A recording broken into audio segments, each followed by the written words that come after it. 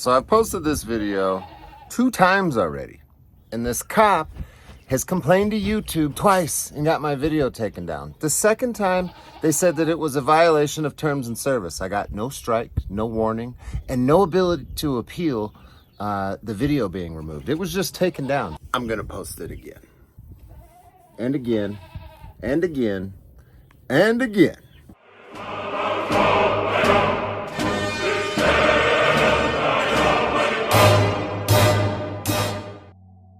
This began in Wheatfield, a quiet town in Niagara County. Daniel's friend lives at the end of a cul-de-sac there and noticed something odd. Person banging on the caller's garage, making noises over the last half hour. Last heard 5 minutes ago. Caller would like an interview and believes that they are headed.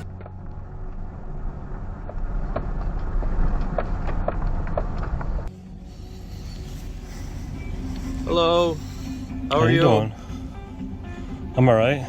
You have a license for me, please? I do. What are you being pulled over for? You're being pulled over because in that neighborhood over there, I pulled over, you sat behind me, then Yeah. I drove away, then you pulled it. Is then that I pulled illegal? over again.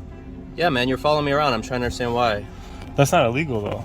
I'm trying to understand why you're following I'm me filming you. around. I understand that I'm filming you as well. Alright. Why are you It's not sitting behind me? illegal. That's not a reason to pull me over. During the stop, Grange approached Daniel's vehicle and asked why he was being followed. Daniel explained why he was filming, a right protected under the First Amendment to record public officials in public spaces. Grange first called it suspicious, but when Daniel pointed out that following someone isn't illegal, Grange shifted his reasoning. Well, okay, then I'll go with your obstructed view right there, the stickers on your back window. I'm not trying to give you a hard time, but I'm trying to understand why you're following me through neighborhoods. I'm not. I was sitting there seeing you. I've decided to film you. Okay, why is that? Because that's what I do for a living. I That's film what you police. do for a living? Correct. Does that pay well? Pays good enough. He cited an obstructed view, dice hanging from Daniel's rearview mirror, made by his late grandmother, and stickers on his back window. Grange demanded identification and shined a flashlight in Daniel's eyes and cell phone, claiming it was for officer safety since Daniel had a phone pointed at him. Yeah. What's your first name, man?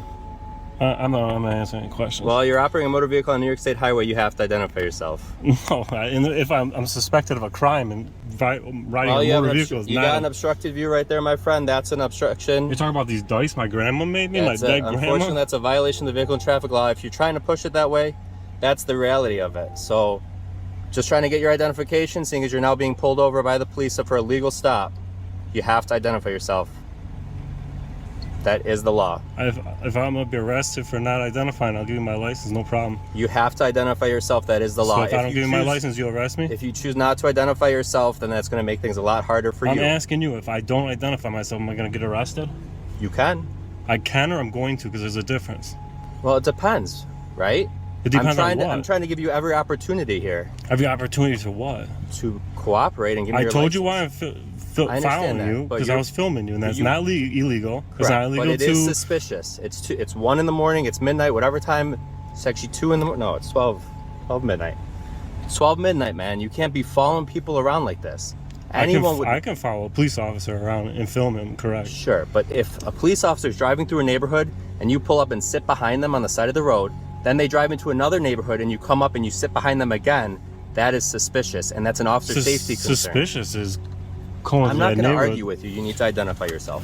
If like I said, if I'm going to get arrested for not identifying myself, I will produce you my license. But if I'm not, I do not wish to waive my Fourth Amendment rights. Daniel asked a direct question. If I don't identify myself, will I be arrested? In New York, drivers must provide identification during a lawful traffic stop. But Daniel wanted to know, was this stop lawful, or was Grange reacting to the camera, or being followed? Grange wouldn't give a straight answer, saying that it depended, and urging cooperation. So I'll make it real simple. I have a license. It's right here. I do not consent to any lawful search and seizures. You are obligated. You have the right to take it. Go ahead. It's right there. You are obligated to identify yourself because you're being pulled over. I'm not refusing it. You can hand me your license. I'm not refusing Be an it. adult, please, and hand me your license. So if I don't give it to you, I'm going to be arrested? Hand me your license. You are obligated by law to identify yourself. And what happens if I don't? Joe, don't go this route. Joe? Yes. Why you call me Joe? Because your name is Joe. Is it? Your Bluetooth connection says Joe. Your name is Joe. And I'm going to guess calling me. Correct? That's Joe calling me. Hand me your license, please. It's right here. I'm not refusing to give it to you. Hand me your license, please. I do not wish to give my Fourth Amendment rights. I'm not going to touch your wallet. I'm asking you to hand me your license. You have to identify yourself. You're driving a motor vehicle. It's as simple as this. I don't wish to waive my Fourth Amendment rights, and I'm not giving you my license. Not your Fourth Amendment rights. You're operating a vehicle in New York State. You're obligated to hand your license. If I am suspected of a traffic violation. You are. Obstructed view right there. Your stickers on the back. Sticker on the back. Those are all violations of vehicle and traffic law. Behind my seat. Those are all, I'm just telling you the facts, man. I'm not trying to argue with you. I'm just telling you the facts. Those are the facts. Daniel didn't consent to a search, but allowed Grange to take his license from the consul to avoid escalation. Grange ran the identification, and Daniel overheard him tell another officer that he was dealing with an auditor, someone who records the police to ensure accountability. You're being it's pulled right over. here. It's right here. Take it if you can. But I'm not giving it up on my own. Is your license valid? Of course it is. Okay. This doesn't have to be as hard as you're making it. This is a very simple procedure here. You're being pulled over. There's a couple of violations of vehicle and traffic law. In my eyes? Yes, because you're shining your phone right in my face. I'm shining a phone in your face? Correct. Is it bright? And I'm doing it for my officer safety so I can see inside your car. I'm not gonna sit here and argue with you. It's not worth my time. It's really not worth your time. Okay? But I am trying to understand why you're sitting behind police cars on the side of the road. It is an officer safety complaint. I told you. How would you feel if someone was doing that to you? If someone was sitting behind you on the side of the road looking at you? If I was a public servant, it's a constitutionally protected activity to do so. Okay. All right. Hang tight for a second, please. This is Daniel Warmus.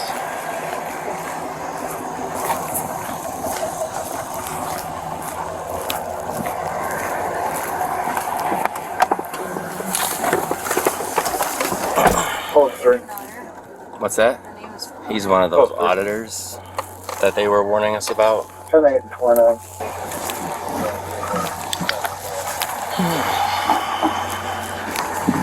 right, Daniel, I'm just going to explain this to you very quickly, okay? Over in Stone Ridge, obviously we're checking neighborhoods, trying to make sure everyone's safe, everyone's home is safe, nothing bad's going on. When you come up behind me like that and I pull over and then you sit behind me. Listen, I don't mind contact. No, you're good, man. But if you want to act like a jerk and start telling about stickers. I'm just telling you, matter of fact, that's against the law. Matter of fact, anything hanging from your mirror like that obstructs your view, that's against the law. I'm not mad about it. I'm not writing you a ticket about it. Look at these things. I get it. My dead grandma made these. It's sentimental. That's why they're there. And I'm all for it, but I'm telling you that's why you're being pulled over. It's a violation against the law, okay? I'm not mad at you for having them. That's not the reason you pulled me over, though. I'm going to tell you the whole. This is what I was trying to tell you before you interrupted me. So let me finish so I can explain it to you, okay? It's very simple. All right, so when I'm checking the neighborhoods, you pull up behind me and you sit behind me at midnight, right? And then I leave. Then I go down Shawnee Road. I again pull over. You again sit behind me, okay? Do my U-turn. I see you. Your car. I see your issues with your car, your violations. It is what it is. Then you pull into another neighborhood. My concern is this. People pay a lot of money to live in this nice area of Wheatfield, want to make sure their houses are safe, everything is good. So if you're going through neighborhoods, but then you won't pass the police, or you won't see me, or you won't get near me, but you can sit behind me, right? That's kind of suspicious. So that's what alerted me to your car. You have violations, in whether you like it or not. Those are beautiful dice. I'm very sorry about your grandma. That's great that you have those there to, sentimental value for her, but it is a violation of the vehicle and traffic law. I'm not going to write you a ticket for it because I don't think I need to, but I'm explaining to you why you're legally, lawfully pulled over and why you legally and lawfully have to identify being pulled over like this, okay? So it is what it is. Then why wouldn't you commit to saying, yeah, if you don't give me your ID, you can be arrested? Because I was trying to de-escule with you and not get into an argument with you. That's just, to me, listen, I obviously you know who I am now because you ran that, and I'm sure there's a bolo out about who I am and what I do. You probably know about my YouTube channel, and I investigate police, and I didn't lie to you. I do follow police, and I do film police. And let me tell you, like, between me and you, I don't hate police, all right? For you to tell me you got to shine your flashlight in my phone because I'm shining in your face, like there's no light emitting from my phone except for the reflection coming off your flashlight, right? The reason that I followed you today is because somebody from this neighborhood told me that for some reason a patrol comes through there on the same night, every night, around the same time, and sometimes they drive through the neighborhood without any lights on. That to me is suspicious. All right, you came through there, you patrolled. It looked like you patrolled, looked perfectly fine to me. But when I hear that a police is rolling around a neighborhood with no lights on, doesn't that sound suspicious? So let me ask you a question. Why is it I mean, I appreciate what you're doing, looking out for your friend, right, in the neighborhood, but police officers are always going through these neighborhoods because I don't know if you know this or not, but there's a lot of car break-ins in the town of Wheatfield. And listen, I respect and I appreciate that you patrol the neighborhood. So maybe, but I'm telling you, I would never have been waiting.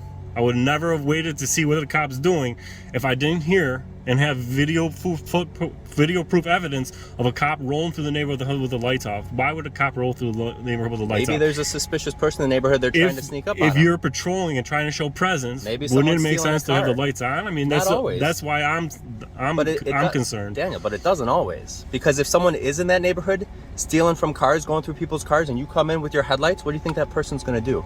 They're going to duck behind the car. They're going to duck in between the houses.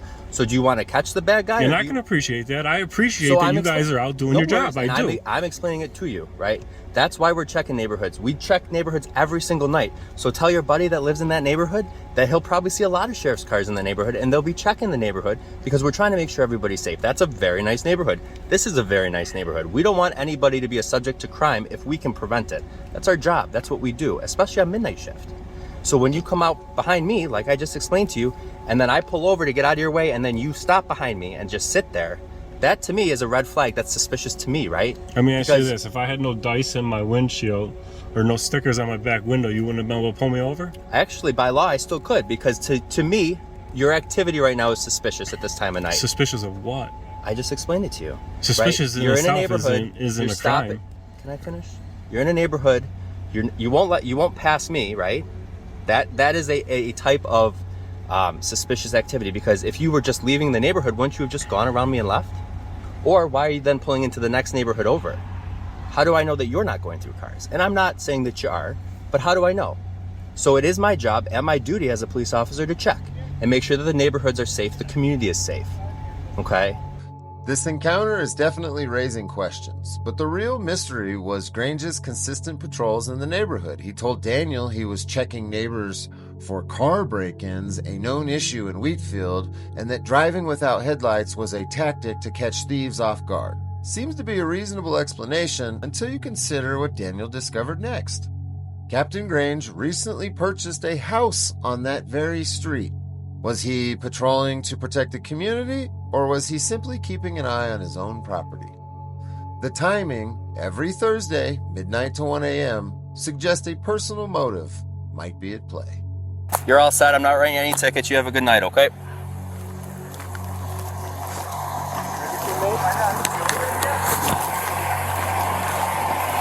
We're all set.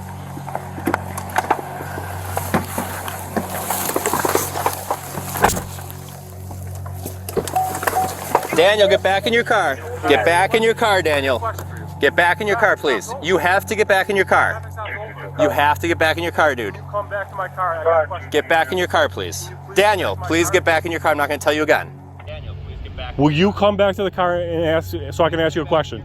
Will you come back here so I can ask you a question? This is not a debate. Please sit back in your car. Will you come to the car so I can ask you a question? Will you please come back to the car so I can ask you a question? I'm getting back in the car. Will you please come talk to me? Please come back to the car. Sit back in your car, please. Sit back in your car.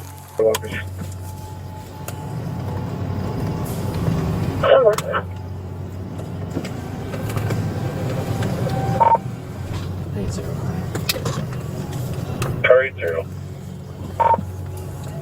You leave me on this for a few minutes. We also had a second vehicle pull up auditing us as well. Add in all the info. Dead. Dude's fucking backing up and backing around. Like fucking what the fuck is...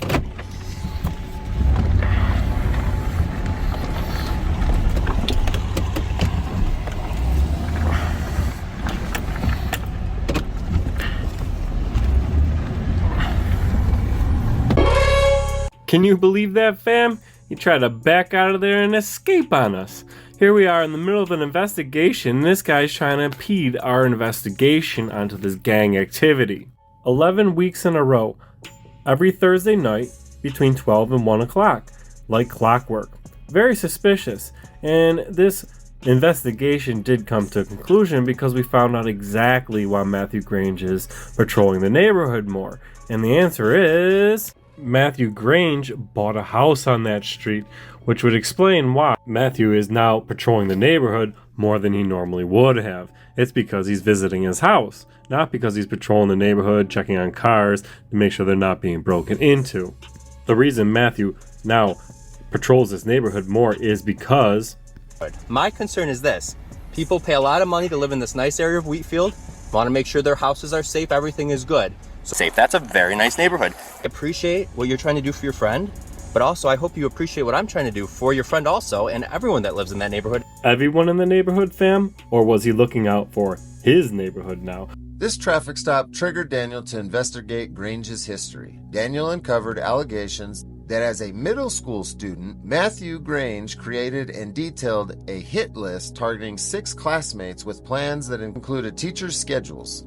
2 sources, reportedly school board members at the time, confirmed this notebook existed. Years later, Grange began his law enforcement career in 2011 with the Lewiston Police Department. Chief Previs, when asked, said that he wasn't aware of the kill list when hiring Grange and that Grange no longer worked there, now a captain with the Niagara County Sheriff's Department. Grange patrols these streets. Auditing Erie County confronted the sheriff of Niagara County at a public meeting event, asking if he knew about the kill list. The sheriff avoided the question, leaving it unclear what he knew. Daniel also noted discrepancies with Grange's own vehicle. No front license plates, a violation of New York's Vehicle and Traffic Law, Section 402, and possibly illegally tinted windows. These are the same kinds of infractions Grange cited to Daniel, raising questions about accountability and consistency for himself. Now, this investigation is definitely not over. Daniel has promised more evidence, including testimony from a school board member willing to come forward and speak on camera. What does this mean exactly? Well, it's a case study in public oversight. Daniel used his rights to question authority, revealing patterns and past actions that deserve scrutiny. So I'd like your input. Should residents expect regular patrols only when a sheriff moves in or on a regular basis? Does Grange's past change how we view his authority today?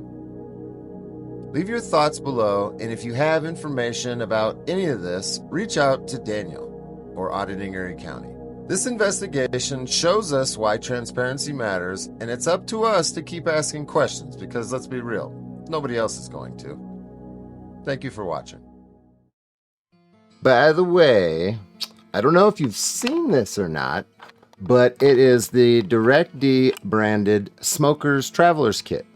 This is a glass blunt or a one-hitter with the Direct D logo on it, a hard case with the Direct D logo on it, and a Bic lighter with the Direct D logo on it. It's amazing. It's amazing. It's available on outfitterfreedom.com. The link to that website will be in the pinned comment and the description of this video. Definitely go get yourself one of these. Every pothead needs a Direct D smoker's kit. Trust me. You're not cool unless you have one.